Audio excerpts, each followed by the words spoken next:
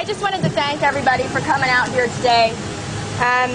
There's a lot of different forms of parental alienation, and mine started within the home. I have something that I've written, and then I'm just going to say something afterwards to explain it a little bit. But I kind of titled it The Journey Within. In the world of my childhood, I expected it to be one filled with love and joy. To my dismay, it was quite the opposite. I can remember back then it was a place filled with fear and immense confusion and hatred. My dad would on a daily basis trap me in his web of manipulation. I slowly handed over my independence for thinking over to him. My mom was always working and absent to take care of us financially. Dad took the love I had with my mom and turned it into pure hatred. I was in the trance called parental alienation. The bond between my mother and I was a distant one due to the fact I was told she was a prostitute, an adulteress, drug addict, and a woman who never wanted me as a child. During these years, the context of his words were sharp on my heart and steady in my mind. The point had come where the marriage was swept away and my mother finally left. During their separation, I would watch the strong man fall to the ground with tears streaming down his face. I took this wounded man into my arms and vowed to protect him and look after his well-being forever. The anger rose up within me as I listened to the words flow out of his mouth, "Why did your mother leave us?" Or the clincher and various ramblings of deceit, "If your mom takes you for visits, you will never return, and I will kill myself without you." These displays became an everyday occurrence in my home. I all of a sudden started to feel loved. After the separation, I was the daughter he finally needed me to be. I was the new caretaker in our family. He needed me, I thought. I started to hate my mother, and I never noticed that I was being brainwashed. Why is she hurting Daddy? I said to myself. I was lost, confused, and torn. I felt wanted and unwanted at the same time. I was becoming his therapist, being told things a daughter should probably not ever hear. My mind was racing with thoughts. I was old enough to remember all the abuse that happened before the separation. Even with all this memory, I still chose him. He would set me up to get information on my mom when we visit her, steal notes, listen to phone conversations, anything that I could get on her. Even when he said that they should talk, she would come over and he would tape her without her knowledge and I would assist. The situation was not a normal one. He is not normal. But I saw it all and I chose him. I became one with his mind, one with his emotions until I thought what he thought. My mind was blocked by inner hatred. After some time, I was forced to live with my mother, and I was determined to destroy her life at all costs, no matter what it took. My hands would raise thrusts of anger into her face and body. My mind would circle with hurtful things to paralyze the strength that she had within her. The dreams slowly became a reality, and at one point we had nothing to continue with.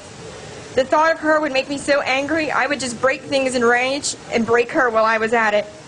I thought of suicide from the inner struggles and pressures of my emotions. I was angry for my mom not saving me from my endless abyss. Repressed in this broken little girl was a fantasy of having a mom. I wanted to spend time with her and laugh with her. I needed to share my secrets with her and give advice from her. But this was not possible. I pushed her away, thinking I would never find her or want her back in my heart ever again. After years of silence and events that would remind me of my mom, I struggled with the theories presented before me when I was a child. I looked deep within myself and tried to see through this pain. I became soft. The hardness of my soul chipped away at the structure of my heart. I needed deep within me to see my mom and have her hold me and share with the love that she had for me. I needed the truth and a light to shine in the darkness of my soul. I ventured into my car with my own children, and I took a journey back to my mother. I didn't know how to face her after all the pain that I had caused her. The thought of turning around raced through my mind as I was driving the miles down. My body was shaking and becoming nauseous at every mile. I finally gave the strength to drive up to my mother's door. As I knocked on the door, I saw her with a warming smile and a joyous heart. We sat and talked about general events new in our life. I felt scared but happy and in a comfortable way loved. Through the course and time with her, we shared the lies and the stories that destroyed the bond that we had. The woman I envisioned in my whirlwind in hatred did not exist. She was a caring, strong, brave, passionate, and driven. I soon realized, being blind for so many years, that he took away the woman I should have known all along. We are now complete, and I look forward to hearing her voice. We share the girlish, gigglish laughs over coffee. She has become my rod of strength, and forever she will be my hero. I have taken this tortured life, and I have put it to work. I now share my story all over the country and bring hope and inspiration to others. I work with Split in Two to bring awareness to this abuse. My dream is to have other children to know that they are not alone and can overcome the guilt and confusion they have.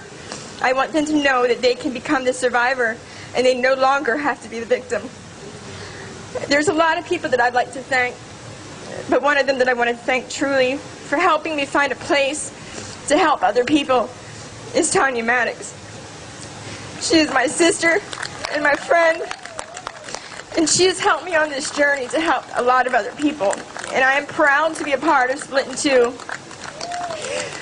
But I strongly sit here and I support a lot of targeted parents, and that is great.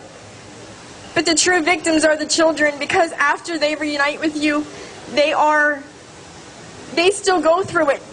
Your happiest endings are there.